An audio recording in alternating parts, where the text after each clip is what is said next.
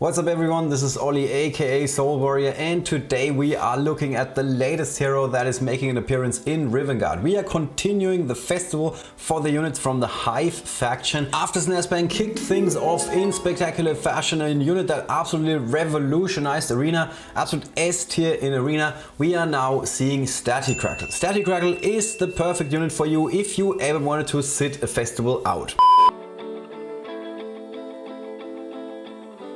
Now in all seriousness, Staticrackle is a unit, has some interesting effects, but I'm not convinced that this unit is gonna break into S tier in any game mode. I'm trying to be super straight with you guys, however I want to say I've been wrong before, and we're gonna be talking about that in a lot of detail in today's preview video. If you updated the app to the latest version, you can already find Staticrackle if you scroll all the way to the bottom in your hero overview screen, and then here you can see Staticrackle. This is what we're working with. A rogue, which is not all that surprising because there's not gonna be any mages in the Hive faction.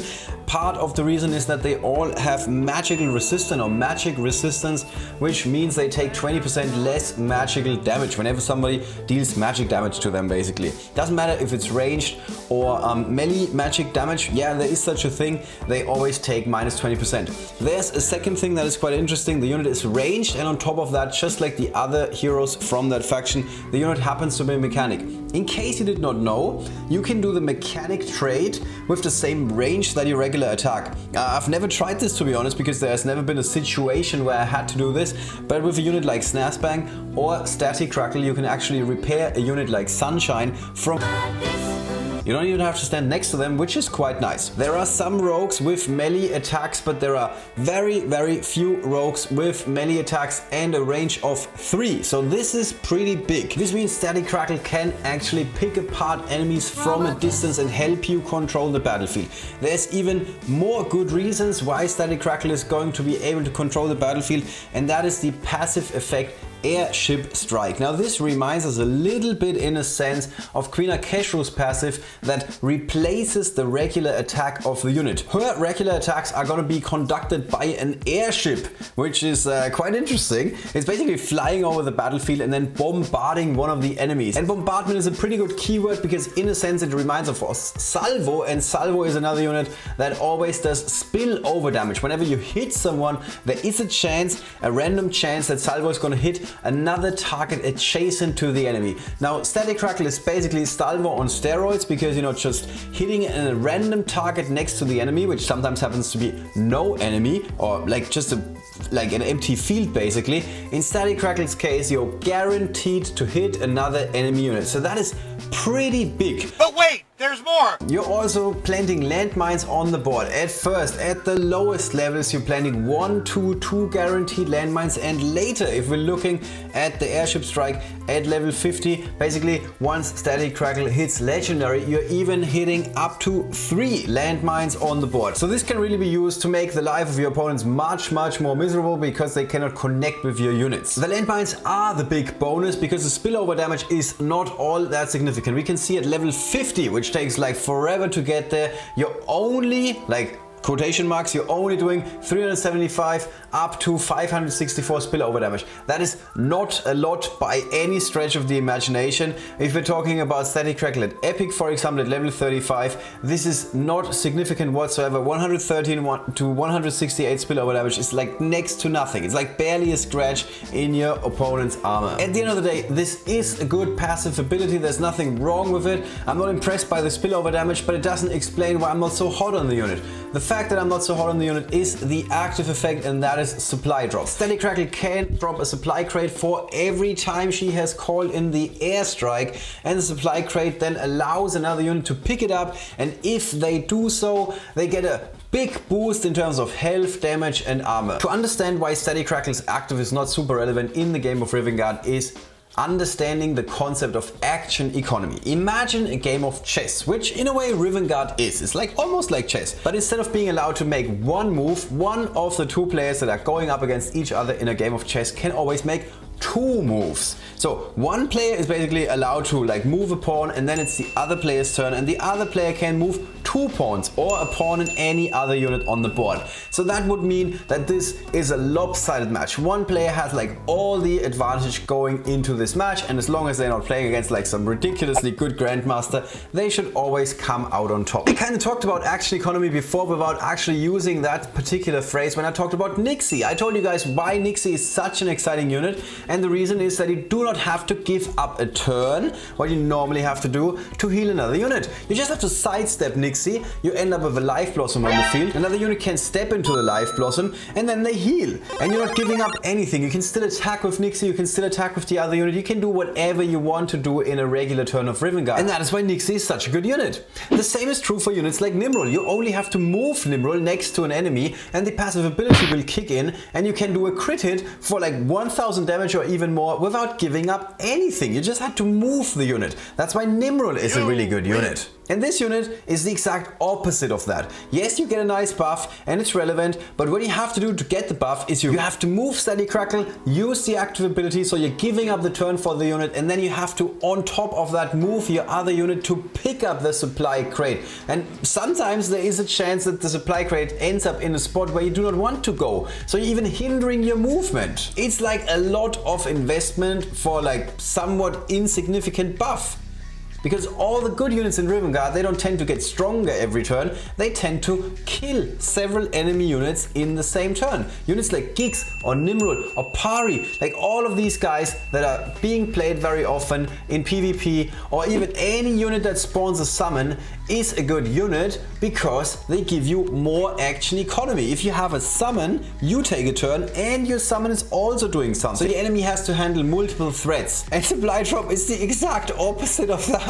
You're giving up the turn of one unit, you have to move another unit, you're like just giving up so much momentum, and then you're like in a better position than before if everything checks out. To see how clunky that ability really is, we can look at some videos. This is the active ability. Here is the supply drop, and we can see, yes, okay, we dropped the supply crate, now we can move Giggs, and Giggs gets stronger. We can see he's doing 585 to the enemy's Giggs, but now he's doing 985. So that's pretty good in theory, but you gave up the turn of another unit. Now here we're seeing like a little bit of trickery. If we use King Caradan, we can get an attack in, and then after the attack, that means that the supply drop is actually going to grant us 2 of these supply crates, which means that our units can now pick them up. But look at that, we are just moving a melee unit into a spot that we do not want the melee unit to go. We want to be able to connect with the enemy, even if it's just Tokon that we're sending to the front lines. And that again shows us why these supply crates are not as strong as you would think they are if you're just looking at Staticrackle for a second. All of this gets worse if you look at other game modes, or if you're looking at more complex scenarios on the board, like Guildraid for example. So here we see a Guildraid fight against one of the earliest dragons. I think this is the earliest dragon, because we can see that Tim is taking out Dragonlings. That's something that basically never happens. And then Staticrackle is just like there and not good, because look at this. This is the first attack, there's the supply drop, and what happens? We're killing one of our own eggs with a stepper ball, with the landmine. We don't want that. And then it just kind of gets worse. Like now the landmine is sitting there doing next to nothing, and we want to attack with Queen Akeshu to increase our action economy. We want to have more actions, we want to have more units, but our own unit is getting taken out by the landmine. This might actually be the worst unit I've ever seen in Guildraid. I don't see a single reason why anybody is like hot on this unit and being like, I want to play Staticrackle in Guildraid. If you can make it work, I'm going to be super impressed. Here we have Staticrackle in Onslaught, another game mode that lasts several turns. We just talked about the other game mode that lasts several turns, that's Guildraid. I'm not super hot on Staticrackle in Guildraid, but guys, I have been wrong before. When I was talking about Nixie, I said that I don't see a role for Nixie in most teams. At the time I was thinking of Nixie and thinking in my head, is she one of the 3 strongest units you want to play in Guildraid? And that's just wrong, because you tend to not play just 3 units in Guildraid, obviously. You're playing 5 units, and then there's 1 summoner, like a unit like Dorga or Giggs, or 2 summoners, and then there's other units that are there to support those summons. And that's where Nixie really shines. You can use the tree to bait the dragon, you can use the life blossoms to like make the dragon do the breath in the direction you want, and then of course you can also attack the dragon from a distance with her range 3 and her attack, and that's where she absolutely shines. Now Staticrackle is also not one of the 3 strongest units units that you want to play in guild raid,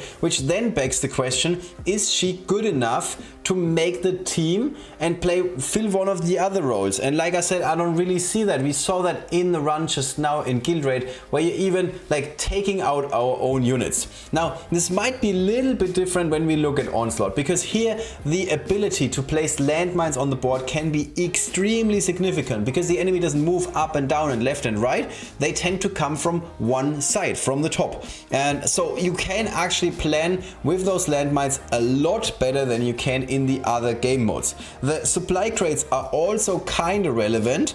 We can see that here Tokon is basically our like main tank, thanks to the passive ability, where Tokon is like hiding in his shell and he's not taking any damage until the armor is gone. Tokon is really good in Onslaught. I didn't know this, to be honest. I didn't play the unit. It's my weakest unit out of all the units I have, but we have some guys in our squad who actually finished Brack Lake Outpost. I think this is before it got nerfed, so before it got like relatively easy, and they just had a Tokon in a shrub and he would take infinite abuse every turn, but he would just survive due to his passive ability and his shield being so strong. Now here we can again see the concept that I talked about before with the action economy. We are giving up turns left and right, and then we also have to move our other units, in this case Tokon, left and right, and pick up these crates. And even though this is like one of the faster Onslaught encounters, it takes us forever to get into position. Like if the enemies were a bit more threatening, there would be absolutely no chance that we're doing well here. We're even trying to sacrifice Cinder here.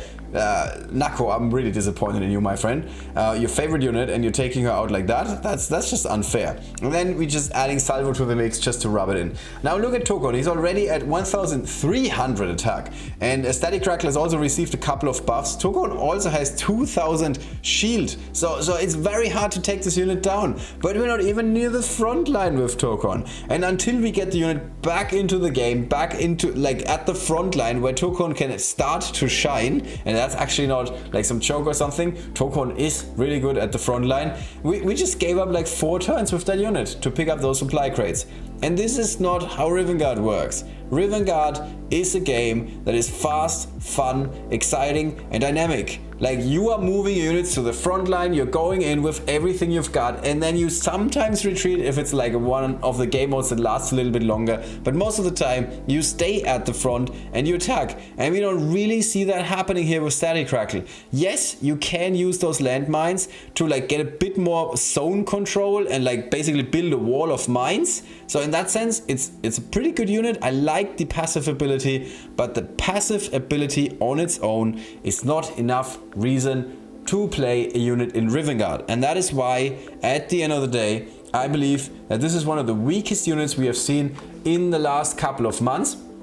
I don't really see that this unit has a home in any particular deck, and that's why I'm asking you guys to prove me wrong, because like I said, I have been wrong before and I will be wrong again in the future, but this unit, I'm not super sold on it. That's already it for today, guys. I hope you enjoyed this short preview. Let me know where I've been wrong. I really want to hear from you in the comment section below. Other than that, we can of course have a long discussion about this unit on the official Discord, which you should absolutely join if you want to make your voice heard and learn more about Rivengard. Of course, we're going to see each other in the Legend League, and if you beat me with Staticrackle, I owe you at least 1 beer. See you guys very, very soon.